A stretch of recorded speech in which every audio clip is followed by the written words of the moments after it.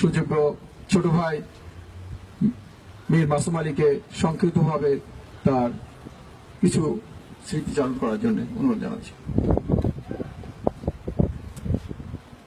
আসসালামু আলাইকুম ওয়া রাহমাতুল্লাহ। ইনশাআল্লাহ রবিবারে আবার কথা হবে, সোমবারে 3টা ইনশাআল্লাহ। The reason I want to give a couple of things what Mahmoud Bhai said. I remember আমার মনে পড়ে যখন ইবনে সিনা প্রথম তৈরি করা হয়, আমার বাসার বারান্দায় 8 বাই 10 ফিট বারান্দা ছিল, সেখানে প্রথম ইবনে সিনার অফিস তৈরি করা হয়। সেটা আজ আলহামদুলিল্লাহ কয়েক হাজার লোকের।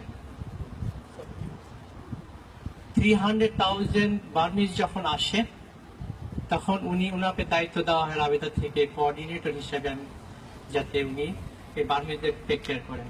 উনি ঢাকা থেকে মোটরসাইকেলে গিয়ে চিটাগাং হয়ে টেকনাফে যেতেন, no driver. He had 5 years, there was no driver for him because if he had to একজন ড্রাইভারকে রাখতে হয়, সে পয়সাটা উনি বার্মিজ রিফিউজিদের জন্য দিয়েছেন। এরকম ভাবে অনেক ঘটনা রয়েছে। শেষ ঘটনাটা আমি বলে শেষ করবো ইনশাআল্লাহ।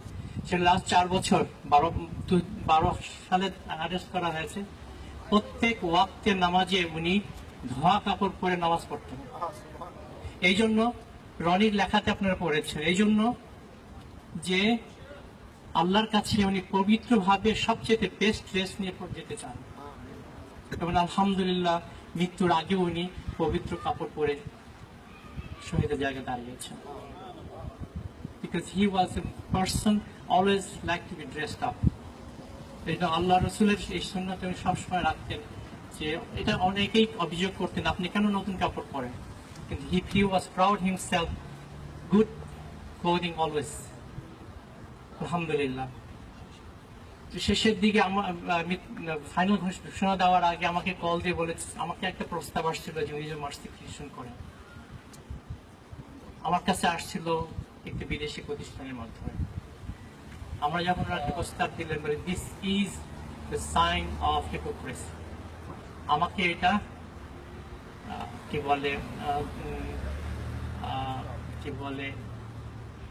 এটা আত্মহত্যার message, don't bring that to me. কিন্তু শেষ পর্যন্ত উনি কখনো এ ব্যাপারে কম্প্রোমাইজ করেননি। He will stand for the truth because he was truth. যাওয়ার আগে 2010 উনি এখানে ছিলেন, আপনারা জানেন। তাকে অ্যারেস্ট করার জন্য বিভিন্নভাবে চেষ্টা করছিল।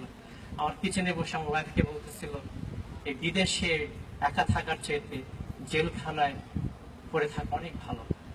সেই জেলই তাকে শেষ পর্যন্ত আল্লাহর কাছে পৌঁছে দিয়েছে।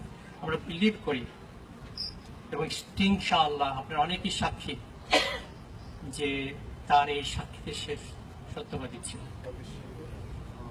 সবার শেষে আমি যে কথা বলবো সেটা হচ্ছে, উনি আপনাদের সবাই অনেকেরই সাথে ওনার কাজ করেছেন, অনেকেই আমি জানি এখানে যারা ওনার সাথে উঠা বসা করেছেন।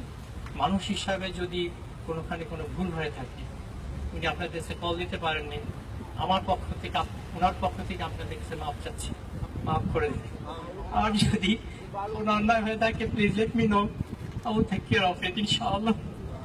So inshallah we'll see you again. We last promise we give it to him is that we will see inshallah Jannah. I put myself and my family to him, request that he will be shafa inshallah with the shafa of Allah subhanahu wa ta'ala sallallahu alaihi wasallam. Put our name inshallah. With that, thank you very much for all the speakers and all the brothers and sisters who came in. Jazakallah khairan.